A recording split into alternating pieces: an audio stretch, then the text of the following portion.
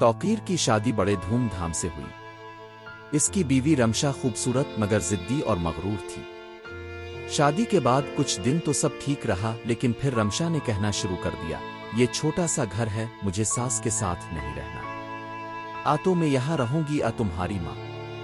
توقیر نے پہلے نظر انداز کیا، مگر رمشا روز کوئی نہ کوئی مسئلہ کھڑا کر دیتی۔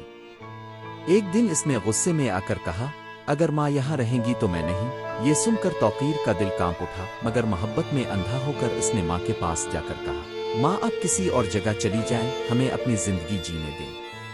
ماں کی آنکھوں میں آنسو آ گئے، مگر اس نے کوئی شکو نہیں کیا۔ خاموشی سے اپنا چھوٹا سا تھیلا اٹھایا اور دروازے کی طرف بڑھی۔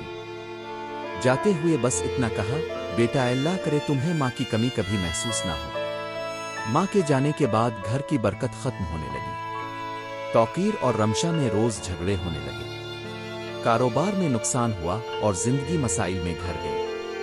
ایک دن توقیر ماں کے خالی کمرے میں بیٹھا ماں کی یاد میں آنسو بہا رہا تھا، مگر اب سب بیکار تھا، کیونکہ ماں تو جا چکی تھی۔ ماں کی بددعا اور دل کا درد کبھی رائگاں نہیں جاتا۔ جو اولاد والدین کی قدر نہیں کرتی وہ زندگی میں سکون اور برکت سے محروم ہو جاتی ہے۔ توقیر نے بیوی کی محبت میں آ کر اپنی ماں کو چھوڑ دیا، مگر ماں کے بغیر اس کا گھر بے برکت ہو گیا۔ زندگی میں مسائل بڑھتے گئے اور آخرکار اسے احساس ہوا کہ ماں کی دعائیں ہی اصل دولت ہوتی ہے۔ لیکن افسوس وہ یہ سبق بہت دیر سے سیکھا۔